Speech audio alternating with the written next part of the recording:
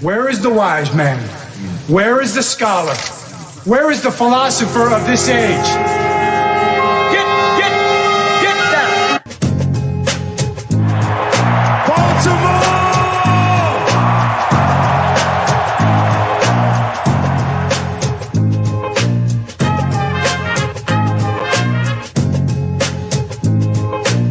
What are they getting? Everything out of me. They gonna get a Super Bowl out of me. Believe that. Believe that.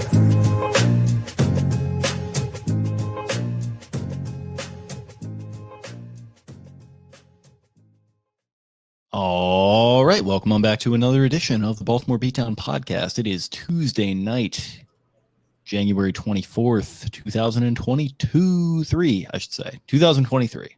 Nailed it. We're like 3 weeks in, and I'm already having that issue. My name is Jake Luke, and I'm joined on my screen by Spencer Nathaniel Schultz. How we doing?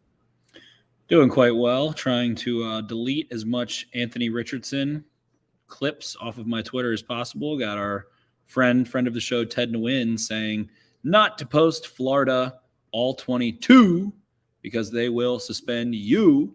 Apparently, Ted knows several people who have been suspended already and was suspended himself for posting Kadarius Toney. And apparently other people were suspended for posting Kyle Pitts. I don't know why. I don't know why Catapult is such a bunch of ding-dong, bing-bong bats. Well, who are those guys? Like, what is this? I've seen, like, tangentially that name. Like, what are they doing? What's the deal there? They are the proprietors of All 22 in many ways. So for some reason, they like to restrict access. They don't like people having access to college All 22. So if they decide that they don't want you to have it or that you are posting it, even if you're supposed to have it, for whatever reason, even though you're really trying to do their guys a service and help hype those guys up or break them down or provide some sort of narrative or give any sort of exposure to Florida football or anything, then they will come after you. So they can hold my whole ball sack. And yeah, so I took all my videos. I've been watching Anthony Richardson the last couple of days. Bucky Brooks and Daniel Jeremiah both mocked Anthony Richardson to Florida. So I've spent the last 24 hours off and on whenever I've had a free moment going through probably 4 games of his at this point. So had a nice thread going there that I was going to use some clips for an article, but guess I will just post those on YouTube and embed them in my article instead. I already have a little video chopped up so they can, again, hold my whole ball sack. What's the first takeaway here? How about we get some early draft talk in? AR. I like him. He's a first-year starter. I think he started 1 game prior to that and comes out really hot against Utah. I think he got some really early initial Heisman hype. You see some scintillating stuff in that game. That was the game where he had that big pump fake in the red zone on a boot where he jumps in the air on a pump, does a 360, comes down, and then rips the ball into the back of the end zone. I like him a lot. I think that there's a lot of similarities to some other guys that have come out recently, and some of the things that I found that I thought I hadn't really seen much narrative around. He throws the ball away a ton. He threw the ball away at the highest rate of any FBS passer with at least 300 dropbacks. And he does a great job when his first option isn't there. He's a super athletic, strong, like sometimes you almost feel like he's like Ben Roethlisberger that runs a 4.4. Like he will melt a Georgia defender with a stiff arm while he's rolling out. He'll just spring them off of him and throw the ball away a lot. And I think that's one of my favorite things. I've probably on this podcast mentioned several times that one of the main reasons I think Tom Brady is so good is because he will, from the pocket, throw the ball away over receivers' heads. So I saw Richardson do that, ground the ball a couple times. And to me, I'm always down to live to die another down. He kind of reminds you of Justin Fields in the sense where he wasn't asked to be a really fast processor much, but you see some of it. You see him reading leverage here and there. Likes to, if a guy's open underneath, he is very cool with just flipping the ball underneath. Sometimes to, I would say, a little bit of a disadvantage, but again, he's a first-year kid. He had a lower turnover-worthy play rate than Will Levis, and I think was right around C.J. Stroud and Bryce Young. So the narratives around him are extreme, and I don't think he's that extreme of a prospect. I think he has an absolute rocket of an arm. He has I would say an Aaron Rodgers-like release where he can just has this tight little underneath elbow and just flips the ball. and that thing sails. The more I watch him, the more I'm like, wow, he really is that great of an athlete. At first, I was like, yeah, okay, he's a strong kid, he's fast. But then the more you watch, he just continues to surprise you. Like, he cut back against Georgia's entire defense and was able to lay a bunch of guys to waste. So to me, the biggest things that stand out negatively are that he did the clap cadence, the old hut. And so that's something that needs to be worked on. Obviously, that's a very basic thing that can be worked on. They do that in the NFL. I think like Derek Carr did that for a while. Yeah, you'll see it here and there, but you got to be able to call the piggies home a little bit. I think, and it helps offensive rhythm more so guys can get off the ball when they know your cadence. It helps. The defense can adjust to it throughout the course of a game, but you got a good cadence going. It helps the offense fire off the ball. But that's kind of a elementary thing. Other than that, I mean, just like a lot of other athletic quarterbacks, he has a tendency to let his feet get a little bit sloppy because he thinks he has the strongest arm of really any. I mean, Justin Fields has a hose. Lamar can whip his arm, but of guys that are athletic, I mean, he is like a Dante Culpepper kind of rifle. He has a huge arm. And so with that, he'll be like, I'm going to unload this ball, and you can watch the wheels start to turn, and then he doesn't reset his feet if he waits a beat, and then he overcompensates with his upper body. So he just has to do a better job keeping his feet on a string.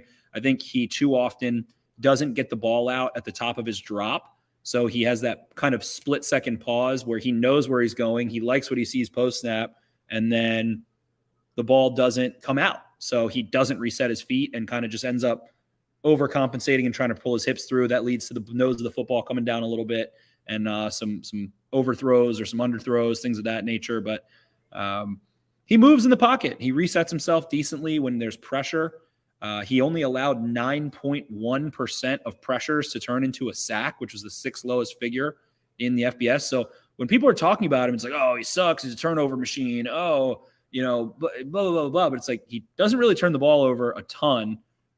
He throws the ball away a lot. He doesn't take a lot of sacks. And he was a first-year starter as a really athletic quarterback. So those are all positive signs to me. I think there is definitely work to be done with just his feet and confidence getting the ball out. And again, he's going to make mistakes. I think there weren't a ton of pro-style reads, to use a buzzword of this past week. But they were sprinkled in there. You see him use his eyes to manipulate stuff. There was a really cool play against Georgia where if you just watch it through, if you're watching the broadcast, you probably don't think much. And he basically opens up to the sideline, holds his feet steady, and there's the number 2 slot receiver is running a out route, and he basically gets all 3 Georgia defenders to jump it by standing completely still and staring at it. And then someone just sprints down the play. His number 1 just sprinted, streaked behind the defense, and he just kind of quickly reset his feet and fired it right over Georgia's head for a really long touchdown, which got them back in the game. I think that made it 28-20 at that point. So seeing some of that stuff, red zone's there a little bit. I think red area, he hasn't quite impressed me yet. I still have more to watch, but I like him a lot. I think that he's worth a first-round pick. I think that he has a outstanding mental fortitude of not too often. There were some of the doy moments, as Julian Edelman always puts it. Some of the doy moments, throwing a couple picks here and there, but everybody has those to a degree. So I'm confident in his skill set. I'm confident in what I saw in terms of him leading his offense. I'm confident in terms of his arm talent, in terms of being able to drive the ball to the outside, work the middle of the field a little bit. So just needs more reps. He's a young kid. Again, only 1 year to start. I think he's 21. Will be 20. I think he'll be 21 at the time of the draft and then 22 shortly after. So in terms of, a Malik Willis, I think he's a lot further along. He's also a serious brick shit house. Like, the kid's fucking huge. He's 6'4". He's got to be well over 230. As an athlete, he doesn't really show you speed. It's weird. He never really opens up all the way. Kind of almost, not to compare him to Lamar as a mover, but Lamar doesn't really open up all the way for a bit, and then he changes gears on you. So I think he runs under control a good bit, especially when he's scrambling, and then he does have I'd say he has a 4th gear, not a 5th gear. So I like him a lot. I think he's intriguing. I think it's going to be hard not to like that skill set. And I think a lot of the people that are big into, actually watching tape or putting him over Will Levis. I saw the kid Theo Ash NFL on Twitter put him as his number 1 quarterback. So I think a lot of people that I follow, at least, that kind of break the tape down, seem like they like him over Will Levis. I haven't really – CJ Stroud's someone I need to watch a lot. Bryce Young probably is going to be my quarterback one. I've watched a ton of Bryce Young already. But I like Richardson. I think he should be a top 15 pick. I could see a top 10 pick. And if you feel like, a team like the Lions really intrigues me for him, or a team like the Seahawks at 20, where it feels like they've got a lot in place already. You have a veteran in place for him, and then he can just grow, get his footwork down, work on getting the ball at the top of his drop, get comfortable with the cadence, get comfortable going through some reads a little bit, full field, and go from there. So like him a lot, and got a little bit left to watch, but I should have an article coming out, and I'm going to have a nice YouTube video there to emphasize his strengths and weaknesses. Where would his stock be if he were at North Dakota State right now? Oh, my God, tremendous. He would have scored 50 touchdowns, and, again, he would have scored so many touchdowns. So, I think Trey Lance is a good comp for him, really. What if he had been at North Dakota State and been hurt like the last 2 years? Like, I feel like that would be number one overall pick potential, because I feel like there's an archetype there. There definitely is. There most certainly is. I like a Trey Lance comp for him, actually, very much so. But he was making SEC defenders look silly a little bit. So the other thing, and you always have to examine what the offense was. I think I'm 3.5 games in. I've, no joke, seen one broken tackle after the catch. Florida's skill players are very stock, very NPC-like. They are not anything to write home about. So you look at his stats, look at all this stuff. Like, I have not seen anyone make a spectacular catch. I have not seen anyone help him out. He is really the driving force. The younger ETN is there as well as his running back. He's fast, but I haven't seen him get flipped the ball a couple of times. A runner, he's fine. Does some explosive things like his brother, but nothing to write home about, as opposed to throwing to a Jackson Smith and Njigba, Chris Olave, and Garrett Wilson trio. So I think again, to point to North Dakota State, let's also look at Ohio State and what that would have been like. So. Kid wasn't getting bailed out by his offense very much. Gotcha. Well, that's our opening 10 minutes on Anthony Richardson. A little bit of a preview, I think, for things to come. This is my thought. This is where the article is going to get to. I don't get – so Daniel Jeremiah and Bucky Brooks mock him to the Ravens, but why get rid of Greg Roman to draft Anthony Richardson? I would think the exact opposite. I would think you keep Greg Roman, trade Lamar, draft Anthony Richardson. So – don't think he's going to be a Raven, but again, Lions, Seahawks fits I like for him very much so. Interesting. Well, yeah, I mean, there is buzz there. Like you mentioned, Bucky and DJ. DJ, at the very least, is still plugged in with his organization a little bit. So, I mean, I'm not taking a ton of stock in mock drafts right now, but it is something to hashtag watch this space as far as all that goes. I feel like there's been a lot of victory laps going on right now after that press conference, which, we both like. We talked about it. Thought they did a nice job, but I think you got to take a lot of that stuff at face value. And the further we go without a contract being signed, we're still not going to be out of the woods. So until that happens, this is stuff we are going to have to pay attention to, for better and worse. But yeah, that's our opening 10 minutes on Anthony Richardson. So there you go. I guess we're here to talk a little football. So some football was played over the weekend, and it wasn't very good in my opinion. Maybe not the best football, as DJT would put it. You had the Jaguars going in and putting a valiant fight up against the Chiefs. Patrick Mahomes picking up that injury, the high ankle sprain, which we all know is a tough injury to pick up at this time of year. After that, you had the Giants-Eagles 38-7 in Philly. Nick Sirianni feeling himself a little bit, which I thought was nice to see. Bengals, I think much to a lot of people's chagrin, 27-10 over the Bills. A little bit of a surprising result. I'm not that shocked to see them move on, but the Bills really just didn't put up any fight whatsoever. And then it wouldn't be January without the Cowboys short-circuiting against the 49ers, and 19-12 there. So, not my favorite divisional round weekend in the last couple of years. No, it was, again, pretty stock. Chiefs game cost me a lot of money. Patrick Mahomes, I think 5 parlays that didn't hit. The only leg they didn't hit was Mahomes passing yard over, and that one burned me. Joe Burrow also burned me. Josh Allen also burned me. So a rough weekend for the kid in that sense, but it was a strange week of football for sure.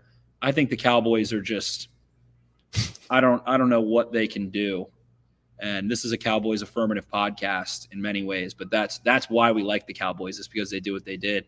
Miss an extra, to just kick field goals against the 49ers, knowing that they're going to run the ball, knowing that you can't stop them. Just some weird decisions all around made in these games, fourth down decisions, all kinds of stuff. So people talk about that end of game kind of fourth down or whatever it was, trick play, Ezekiel Elliott under center, but just Dalton Schultz shit show before that was the epitome of the Cowboys. Just that's tough for you. It is. It's tough for the Schultz kin. It's tough for the Shield. It's tough for the brand. And to watch him, who was such a solid player last year and has had his moments this season, but just lacks such situational awareness, goes up and bumps pads instead of really trying to make a play to get out of bounds, and then just no body control, no awareness to drag his feet. And not that they were going to score anyway, but just was a classic floundering. Plus the 49ers like crushing Dak in the end zone and not wrapping him up was also hilarious. So in that game, Tony Pollard, who for all intents and purposes, arguably the most valuable offensive, like him and CeeDee Lamb, skill position wise, those are the two guys that make that offense go. And watching Tony Pollard go down made me sick. It ended up being a fibula injury, and that's a really long recovery to a lot of lost muscle, a lot of loss. And feels like because of his pass game prowess, because of the type of player he was, because of how efficient he was, how quiet of a person he was, never made any noise really on or off the field in a negative way, was probably in line to have a really nice payday. So heart goes out to Tony Pollard. Could see him maybe staying there on a 1-year prove-it deal or something like that. But someone that, I wouldn't have terribly minded if the Ravens, were able to go get a little 3-year deal with and have some sort of consistency at running back, knowing guys get hurt and things like that. Maybe parting ways with Gus Edwards, something like that. And instead, he's not going to get paid. So that one definitely made me sick. I don't know what in the absolute hell the Giants were doing against the Eagles. They just waved the white flag so early in that game and gave the ball back to the best rushing team in football in the fourth quarter there. Dayball punting them the ball, and then the Eagles just immediately eat 7.5 minutes off the clock. So that was a shit show. But again, Giants weren't going to beat them anyway. And Bengals-Bills. Bills got absolutely had their shit pushed in every facet. And some of the stuff that we were seeing from the Bengals are smart. They're a smart team. I feel like matchup-wise, you don't win many games in the playoffs, especially 5 over a 2-year stretch, without being able to rock and roll against your opponent a little bit. Some of the things they were doing, like sending a receiver in motion, bringing Taron Johnson into the box, their nickel corner, and then running power with a pulling guard right at Taron Johnson, was just masterclass. So they did a great job with their, Jackson Carman comes in and turns into a snowplow. They ran all over them. The Bills front, the Bills just, I think we tweeted it, and I think me, you, and Cole talked about it. Like, they just have no sand in the pants on either side of the football. They have all these slight finesse style players. They don't really have that star Lutulele that they used to have, or any kind of one gapping nose that can eat up the A gap and the B gap a little bit. So they've got some soul searching to do. Von Miller, they pay what? I think it ended up being like a 3-year, $60 million deal. I think it was a 5-year, 120, but it was practically a 3-year, $60 million deal, something like that. Tears his ACL. He was supposed to be their X factor to go beat a team like the Bengals or go beat a team like the Chiefs. And so they don't have him. Trey White, obviously coming back from injury, has a rough year. And they just don't have anyone outside of Stephon Diggs that can provide any sort of consistent threat. They don't have backs that are explosive or provide a threat. So they're at a weird point. I don't know what you got to do, but like, Tony Pollard's a guy I would have liked to bring in. Saquon, maybe they could bring in something like that. But it's their offensive line doesn't feel like they have shit kickers. They don't have it on the defensive side of the ball, even though they've invested so many picks into Rousseau and Basham and AJ Epinesa and Ed Oliver, and again signing Miller. So Bills are definitely feeling like shit right now.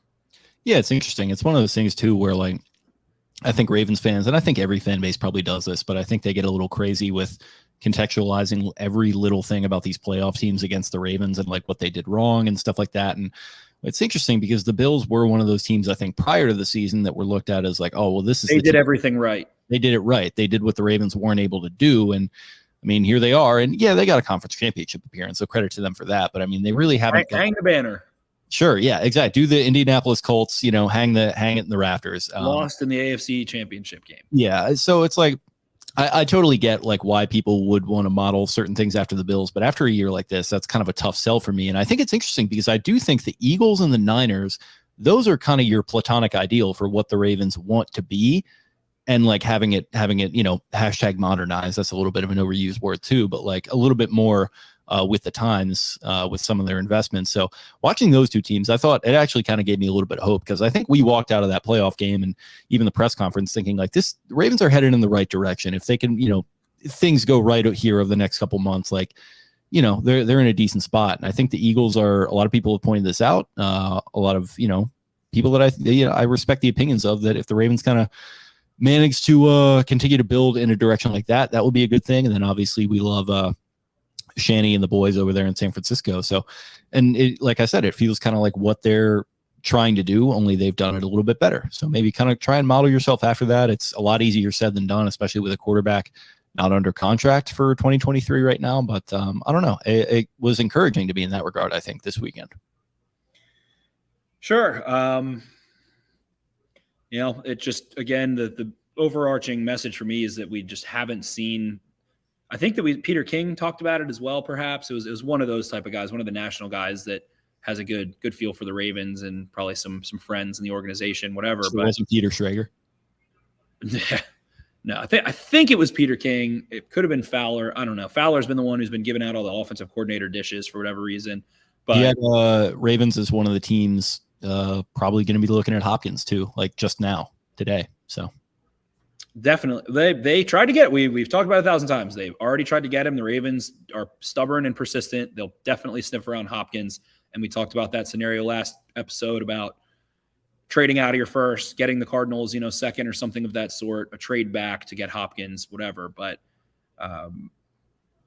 the Ravens just I think the piece from King was that they feel like they haven't been able to evaluate themselves, especially against their divisional opponents, because whenever they play their divisional opponents, they're missing their quarterback. I think Jackson played 3 divisional games this year. I think he missed 3 last year as well, if I'm not mistaken, because it's the end of the year when they try and make you, kind of go through your divisional gauntlet at the end. He started against the Browns in 2021. That's the game he got hurt in, and then Huntley came in.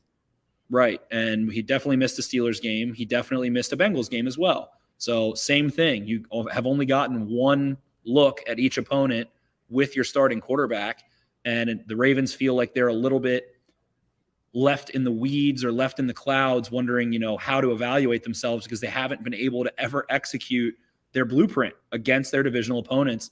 And with what they did defensively against, who is obviously the class of the AFC North now, the Bengals, they probably feel really good on that side of the ball, but don't know if they're headed in the right direction offensively. The first time they match up, they had an okay day.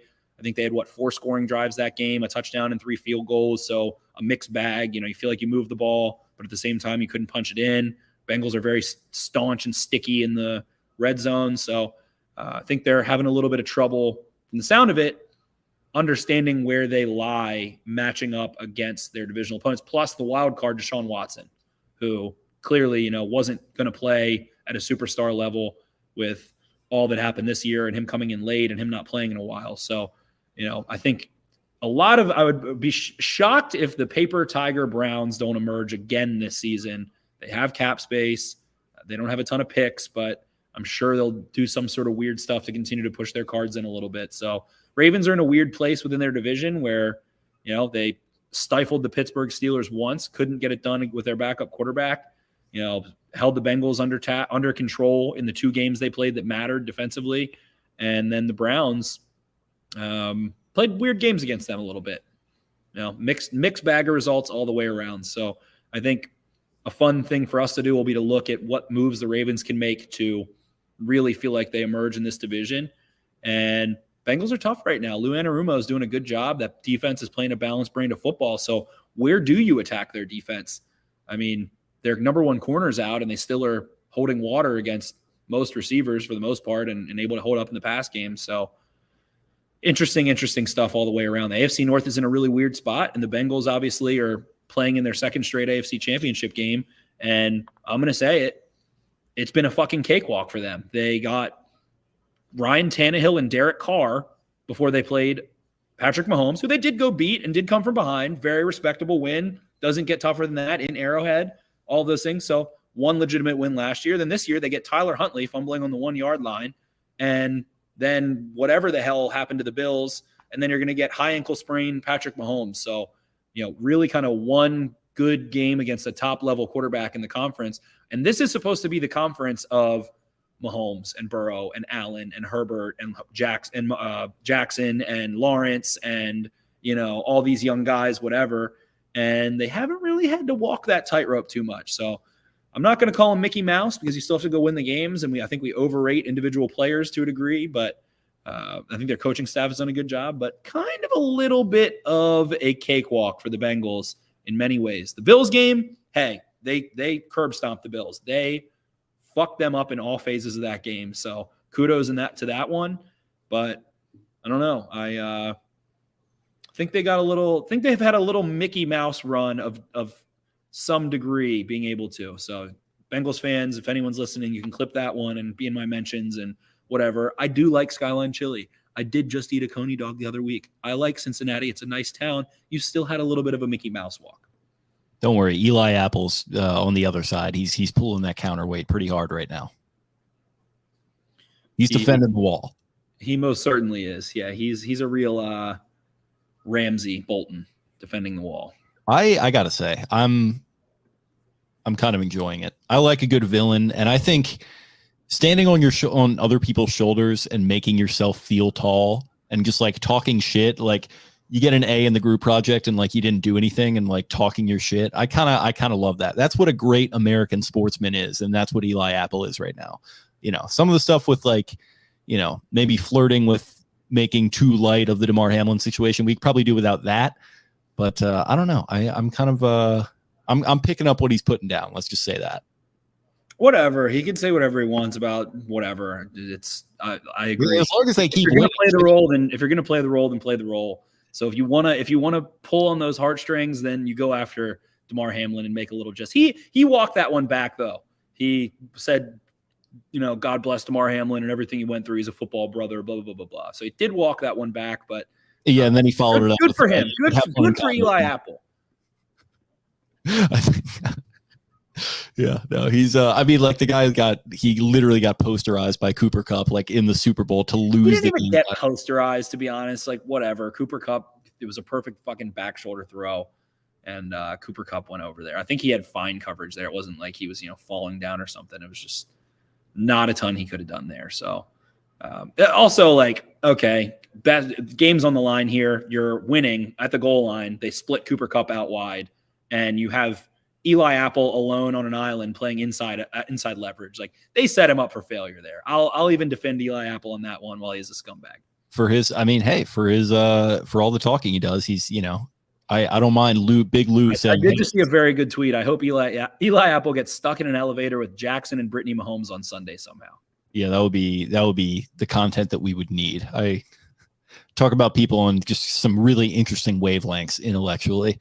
But yeah, I guess that's the divisional round then. And we talked about the Ravens improving a little bit. One what they hopefully are going to do is in their coaching ranks. They obviously parted ways with Greg Roman.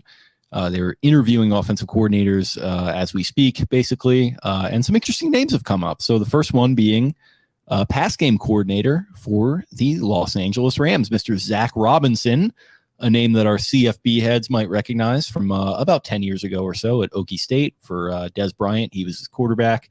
I think he played in the league for a couple of years. I think he was on the Bengals actually for a couple of years. Then I think he worked at PFF actually for a little while. Then he got officially into coaching. I'm sure he was like doing some kind of like coaching stuff while he was with them. But yeah, he's been with the Rams since 2019, helping your guy Sean McVay and the boys put that pass game together. And I don't know. This is a really interesting look at a guy who's 36 years old.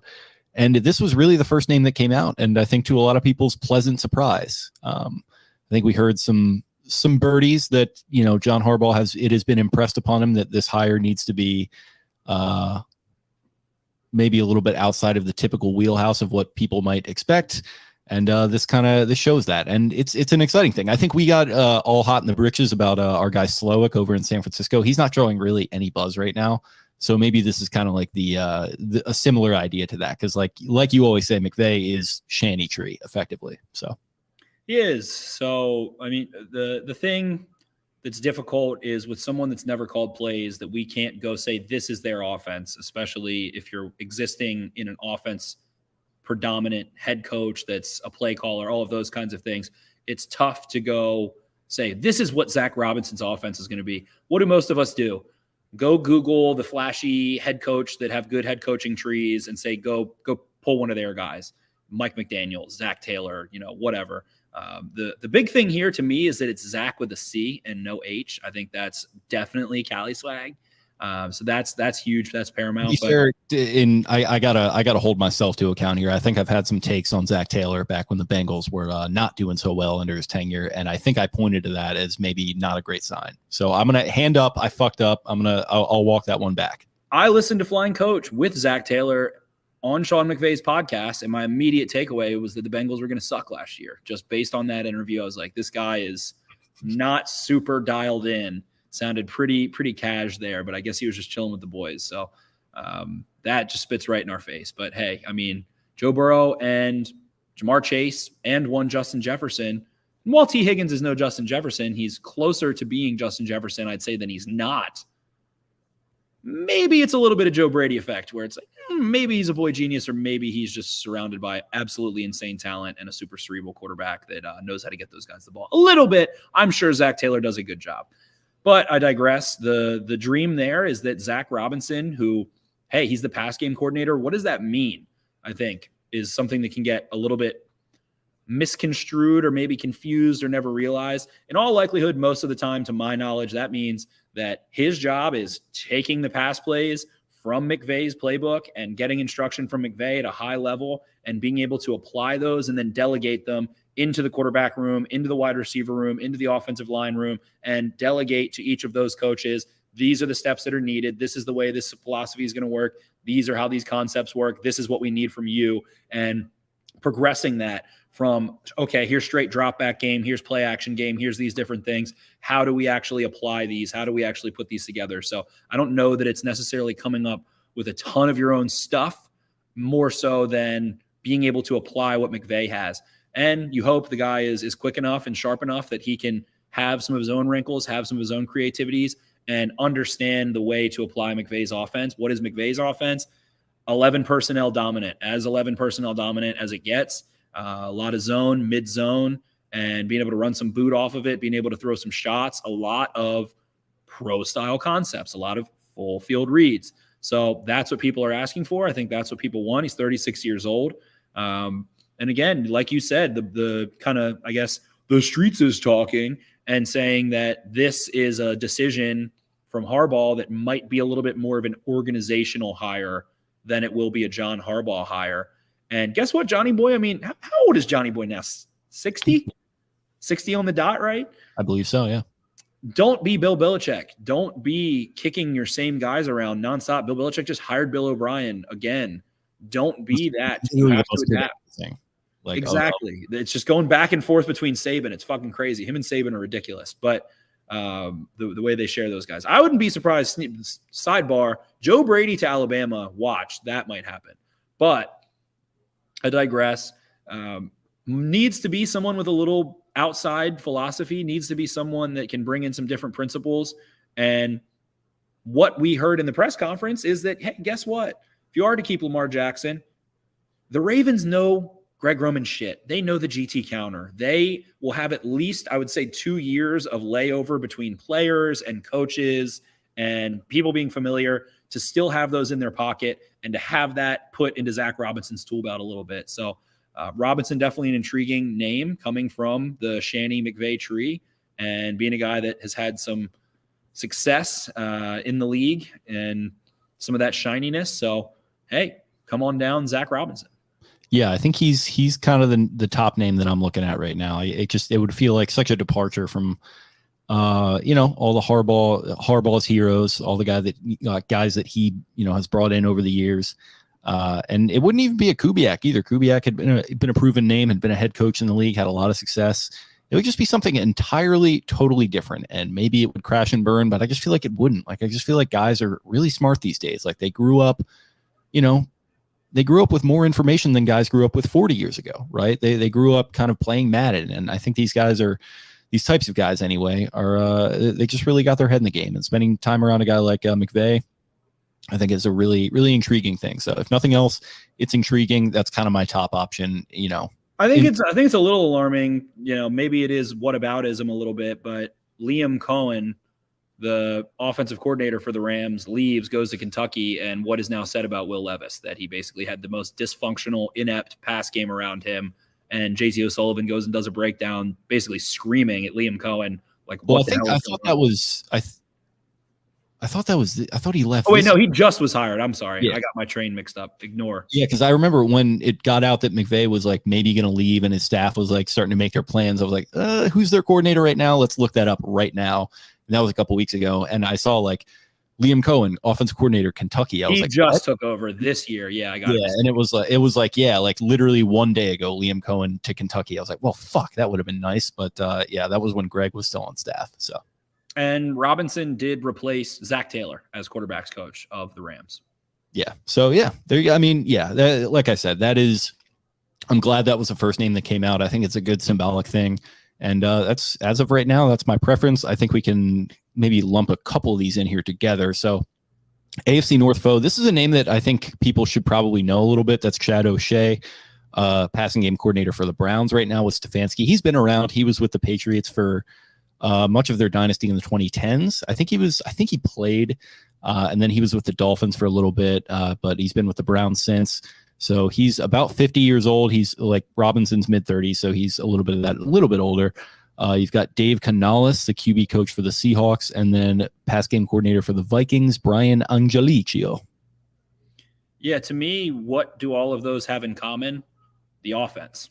They are boot, under center elements with a little bit more 11 personnel and some of those things. So that, again, is the hope that you have all of those guys, Stefanski, O'Connell, Stefanski coming from the Vikings even, and then going to the Browns.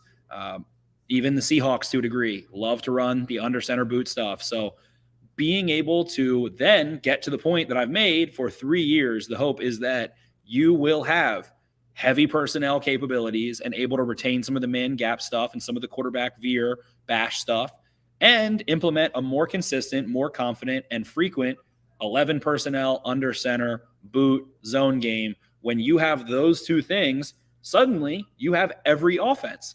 Suddenly, if a defense does a really good job at, let's say, the Pittsburgh Steelers, I think, have done a really good job at scrape exchange over the last couple of years against the Ravens and in some of those run concepts.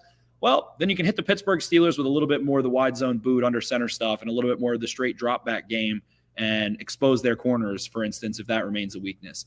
Or if you're playing the Browns, who really do a great job against the offense, they give the Bengals a ton of trouble consistently for whatever reason defensively, and do a good job on that. Then, hey, what do the Ravens do? The Ravens typically destroy the Browns on the ground. So being able to be permeable and get into what we described as the flubber offense previously on this show, that is the goal, that you have a complete offense. And while the Packers did kind of suck this year, I still will look to Matt LaFleur's offense, who, while they don't have a ton of quarterback run stuff, you can add that into it, but they're able to do all of those things really well. I think they're in a great position, great shape. We've got a lot of comments in here about Philly, and I absolutely get it. The more I look at Philly, how can you fuck up Philly's offense? Like, that's kind of my question a little bit. I think they don't get in their own way, but what do the Eagles not have right now? They have 2 Hall of Fame linemen. They have 2 Pro Bowl linemen outside of those Hall of Fame linemen. They have a Pro Bowl caliber tight end. They have a Pro Bowl caliber running back. They have an All-Pro and a Pro Bowl caliber receiver. And I think Jalen Hurts is a very efficient and ball control and cautious quarterback in a good way that does a lot of good things. So the Eagles, I get it. Yes, they do what the Ravens did in a different way with more spread, more 11, but still keeping those elements of the quarterback run game and the power game and ball control and all of those things. So again, I think that the Ravens would definitely still interview O'Brien Johnson, but The Eagles, I just don't know. Like, if you fucked up the Eagles offense, you're an idiot as an NFL head coach or an NFL offensive coordinator or NFL head coach. Like, they are as talented as it gets in every phase of their offense. It also could be it's like that's just Sirianni's offense. Like, right. Which is, he comes from Frank Reich. Frank Reich comes from Doug Peterson, and we've got some Frank Reich stuff here. The Ravens, Fowler has dropped that Frank Reich is someone. And again, if you want the pro style stuff, there you go. That's the pro style stuff. That's the goal is the Andrew Luck stuff, is the Phillip Rivers stuff. But I don't know. I feel weird about Frank Reich a little bit, but that would be the Kubiak hire pretty much. Yeah, that's literally what I was just going to say. Like, that's you know what you're getting. It might not be spectacular, but it feels like there's a good floor there. And also, like, there will be competence. Yeah, exactly. And I don't know if it would be a Kubiak situation where he'd get hired again right away, to the point because like maybe he wouldn't even want to like be a head coach again right away. Like maybe he'd want to, and like Kubiak probably, I don't think, to his credit, I don't think he did either, but he had a dream opportunity come up for him, and he kind of had to say yes. So I got that as well. But yeah, so those are those guys. Frank Reich you mentioned, and he's kind of in this bucket with, I think, Eric Bieniemy and Byron Leftwich, as it says here on our tracker. Those were the other guys that Fowler mentioned in that report that the Ravens were kind of monitoring. So Bieniemy, it's interesting. It feels like he's not going to get a head coaching job at this point. So maybe he will. The only way he can get a head coaching job is for him to leave Andy Reid, it appears. Yeah, exactly. And like he's always going to be tied to the hip of Reid and Mahomes as far as getting credit. He's not going to really get it. So yeah, if he does want to, he's probably going to have to go elsewhere, make that lateral move, but maybe even not a lateral one, because he'd probably get play calling duties, which I don't think he's always had in KC. Byron Leftwich obviously fired down in Tampa Bay. It feels like they're just going for a full reset there. I don't even know if that's like the scapegoat thing that some people are saying it is, because Tom Brady's probably going to leave. And yeah, so he's on the market. It's those three other guys are kind of the three sort of hot names or the big names that are on the market that the Ravens are also reportedly going to be looking at, per Jeremy Fowler. Yeah, Frank Reich's offense is a ton of triangle reads and a ton of mesh and trying to make sure that the quarterback kind of has a three-way go over the middle of the field a lot, using the running back to run a lot of rail routes, run a lot out of the perimeter to the back, from the backfield, all that kind of stuff. I hate Byron Leftwich's offense. That is the one that I want absolutely no part of. He is intentionally stubborn about play action. He is intentionally stubborn about running the ball on a first down. I don't think that he is modern enough to be able to bring this offense where people want it to go. And I don't know. I just didn't really speak to me a ton. And having Brady basically begging to have more play action installed and be able to run more play action on first down, like it should never have gotten to that point. So I'm out on Leftwich. Bieniemy, absolutely. I mean, at this point, he feels like he almost feels like he's ascending, and you love that, as opposed to a Frank Reich who's looking for that redemption factor. But again, what is Bieniemy going to do without Andy Reid? Not sure. Same thing as Zach Robinson. Not sure. Don't know. Don't know what changes are made. Don't know how it impacts things. But you would think that he's able to retain a lot of the creativity in the screen game. He's able to hopefully scheme guys up in a sense of forcing conflict. I think the best thing Andy Reid does for his quarterbacks, and hopefully Eric Bieniemy because of it, is put a single defender in a shitload of conflict with two guys running across the field. Again, more mesh, but in a more vertical way, more kind of crossers and things of that nature that are going to put one key defender in conflict. So Bieniemy, I would like a lot. Zach Robinson, super intriguing.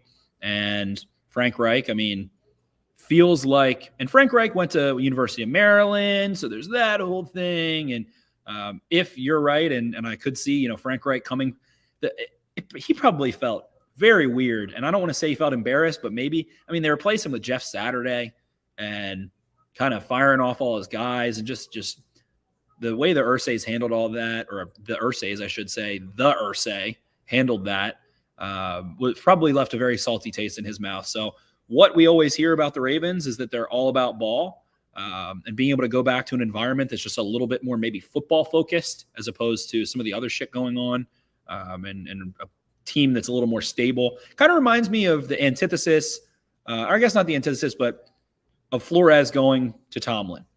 You know, this whole shit show going on in Miami with Stephen Ross, and it's this high-profile thing, and he's able to just go be with the Steelers, a stable organization with a stable head coach that Tomlin and Harbaugh, hard not to draw parallels to them. So kind of the defensive and offensive versions of that. And hey, I mean, stick it to the Colts coming to Baltimore. So if Reich doesn't get that head coaching opportunity, I think it's a good fit for him. So I'm a little against it. I do kind of think in ways that a lot of Doug Peterson's success has given Reich a lot of opportunities, and that Reich, did get dealt a shitty hand with the Andrew Luck situation, did get Phillip Rivers, take them to the playoffs and everything that goes on too, or goes on with that. But I don't know. I think it would just be a calm, quiet thing and a nice change of pace from Greg Roman's offense. And if you're able to utilize a lot of that mesh and triangle read stuff, it's going to put another tool, if you keep Lamar Jackson, and again, it just really feels like they are at this point, puts another tool in his tool belt and expands his mind and expands the way he can play the game. So, sure. So those are the three guys I'm looking at. Yeah, definitely. I'd be happy with just about any of those, probably more so Reich and Bieniemy than Leftwich. I just don't know as much about Leftwich. I just kind of looked at, Brady and all the talent that they had there. And, maybe Byron deserves a little bit more credit. But I don't know. I think he'll get a good chance to land on his feet somewhere anyway. And yeah, that's really, those are the three. Byron Leftwich was supposed to be the Ravens quarterback instead of Kyle. Well, yeah, they wanted to trade up for him, and they had a deal in place with the Vikings, and for some reason Ozzie did not consummate the deal, and the Vikings missed their pick for like 2 picks in a row. So the Jaguars just fucking snatched him up, and the Ravens got Kyle Bowler, and that was that. So yeah, there's maybe some ties there. Maybe Ozzie's going to put his thumb on the scale and actually get Byron this time around. And then last one that we had here, a little bit of a controversial one, Justin Outen from Justin Outen. Dude, Justin Outen can't call plays, dude. This is out of hand. This fucker out of here. Brought in a run coordinator. Yeah, this guy is just waiting. This guy is a dead man walking if he gets hired here. Like, the people are already hating that he was like a run game specialist or whatever, helping with the installs in Denver. He didn't actually call plays until Hackett got fired. People are not happy about this. And he's like literally the only guy that was like not. Oh my guy's from Doylestown, Pennsylvania too. Yeah, he's literally the only guy that's like not a passing game like specialist. And they haven't even interviewed him yet. He's just on the short list. They want to at some point. But yeah, there's the people are not happy about Justin Outen being on here. I know nothing about him. I'm looking at his resume. He was a graduate assistant at Syracuse, goes to Westfield High School in Texas for 7 years, was the assistant head coach /OC/OL coach. He was an intern with the Falcons, then an offensive assistant with the Falcons under Kyle Shanahan. Then he goes to Green Bay and ends up being the tight ends coach there for a couple of years with Matt LaFleur, and then follows Nate Hackett to go be the offensive coordinator. So ends up being the offensive coordinator, I think, third swing. Maybe he was on his Wikipedia. It just says, I don't know. I didn't follow that situation that closely. It looks like was hired, as February 2nd as the offensive coordinator. So he was Nate Hackett's OC. So again, installing stuff, Hackett more so the play caller there and all that good stuff. But that's 11 names at this point. Casting a wide net. 10 of them are passing guys. Well, with T. Martin and James Urban probably going to get an interview. Right. Get their opportunity. And I feel like those are maybe more so, do you want to stick around? What's your idea? What's your assessment of what we could have done better here? What should we keep? Are you willing to be a part of it? That kind of stuff. Would be surprised by an internal hire. Would be very surprised. I don't see that happening.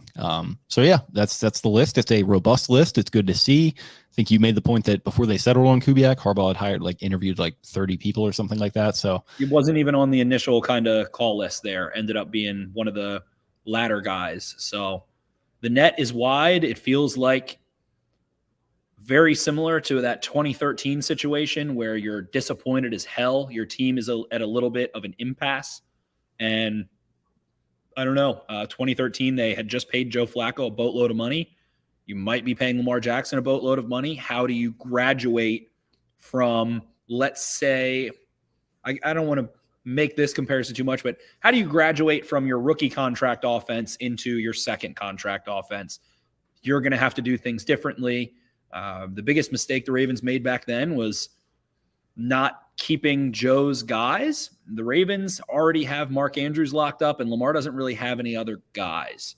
So you get an opportunity to build. What should that be if you keep Lamar Jackson? So that's still a major part of it. But again, to me, despite all of the kind of negative or toxic things that we've heard, it's just they've set that money aside for him already and already offered him that much money and got away from Greg Roman so quickly and are getting into this so quickly and so deep.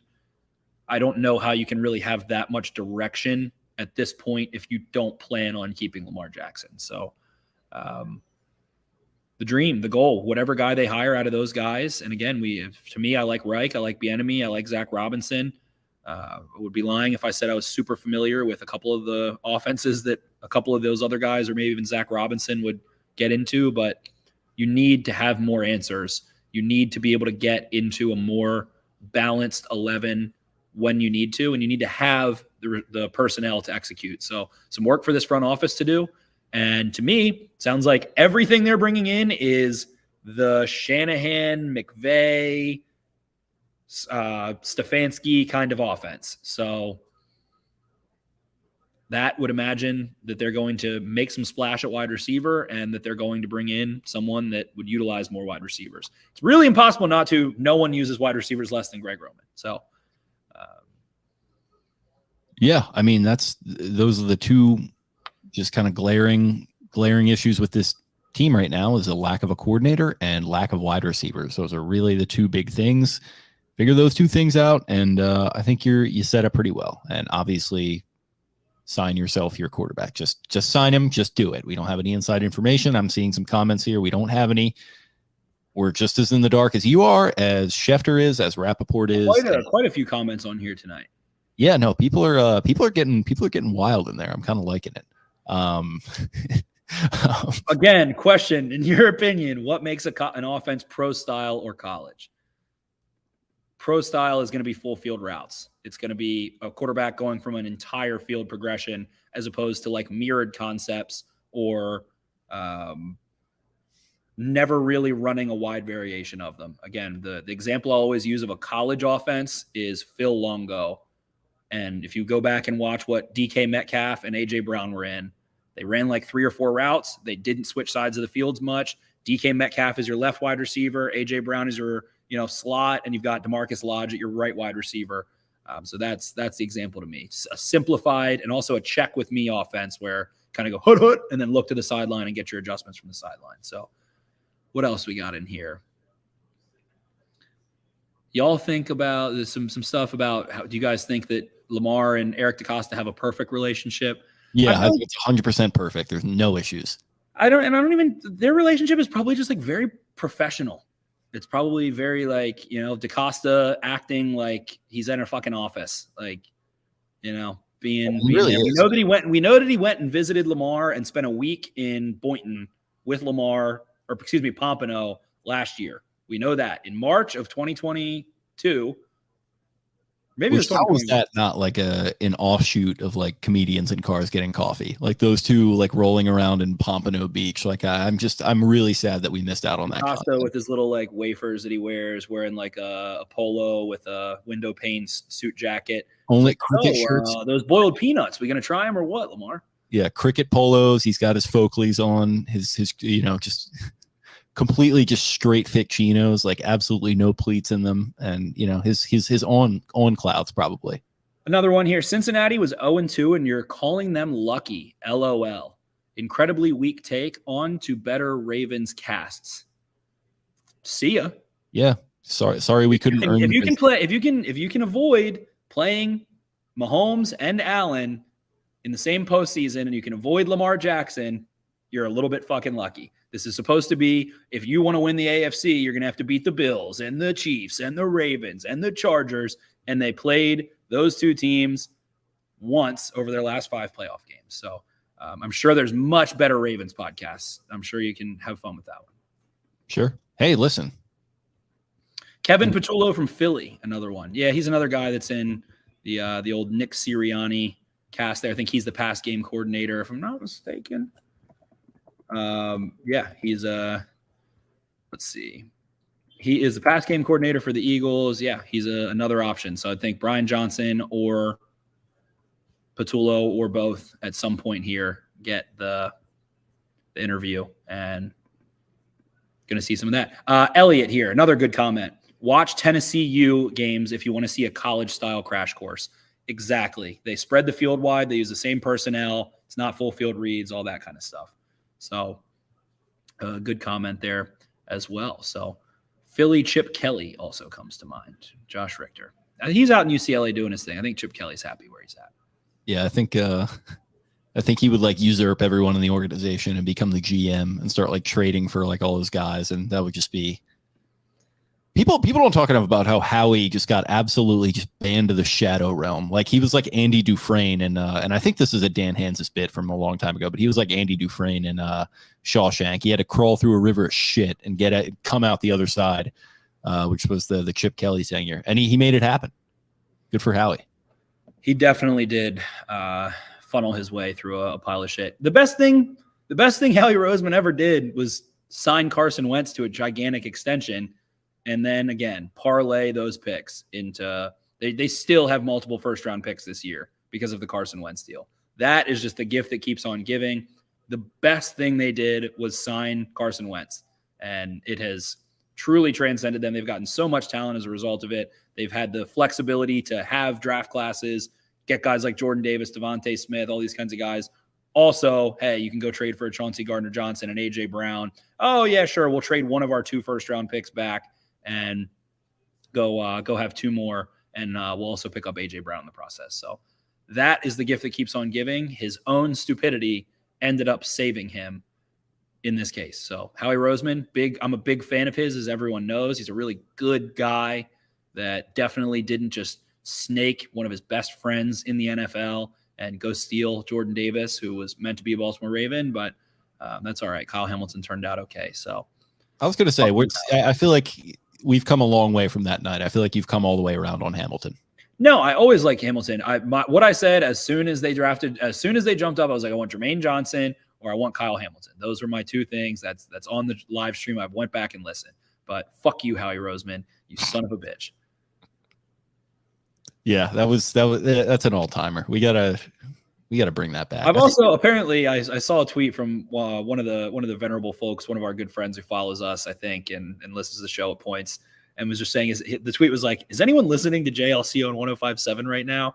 And apparently he was fully screaming that Kyle Hamilton is not a safety. He is not a real safety, and is still bitching about that pick. So just shout out to the homie Jason Lockcom for him.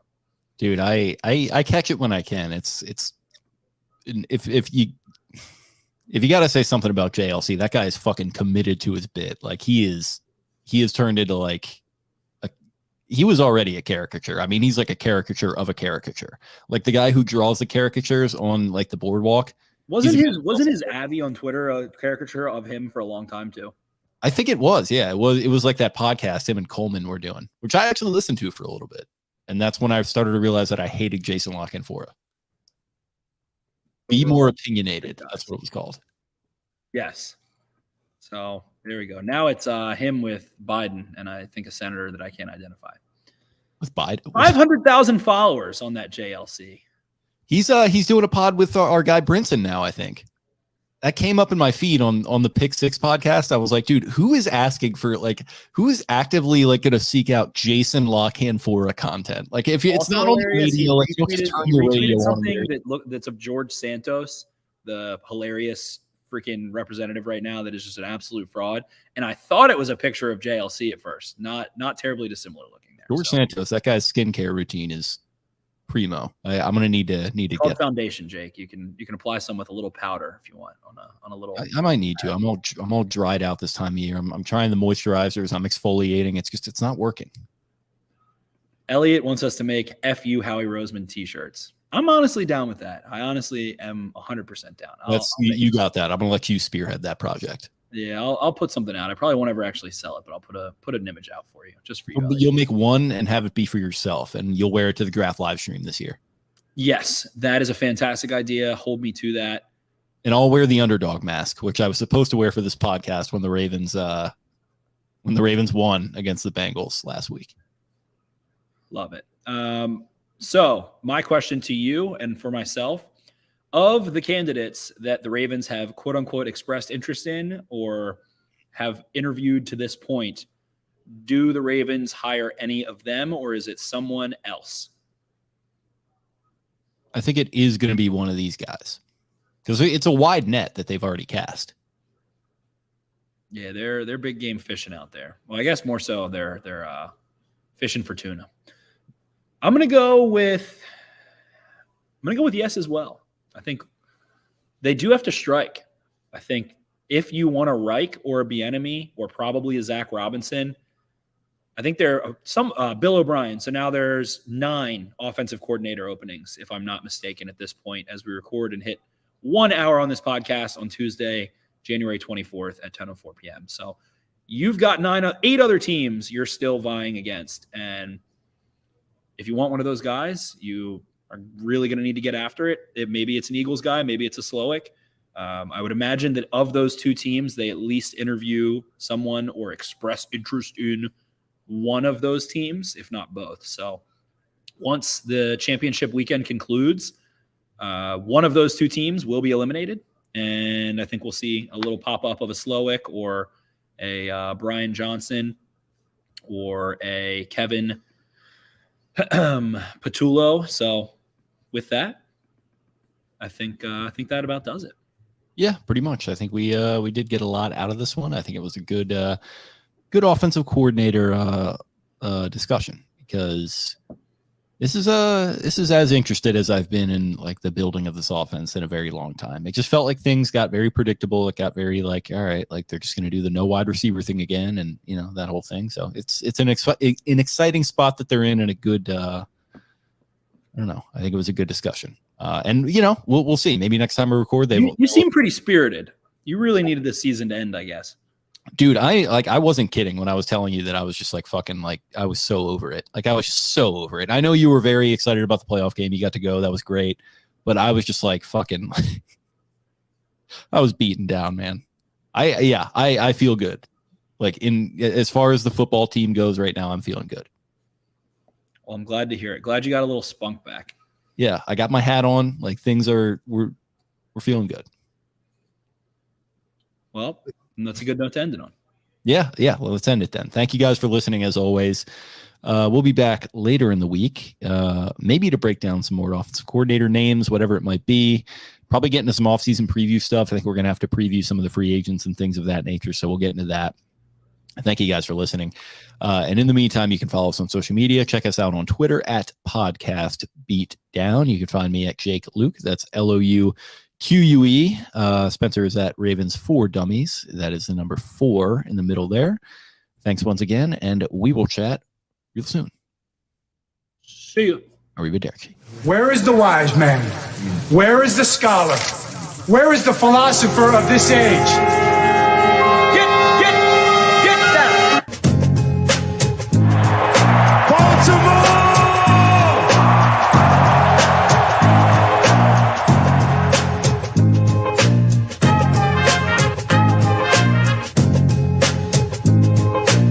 What are they getting? Everything out of me. They gonna get a Super Bowl out of me. Believe that. Believe that.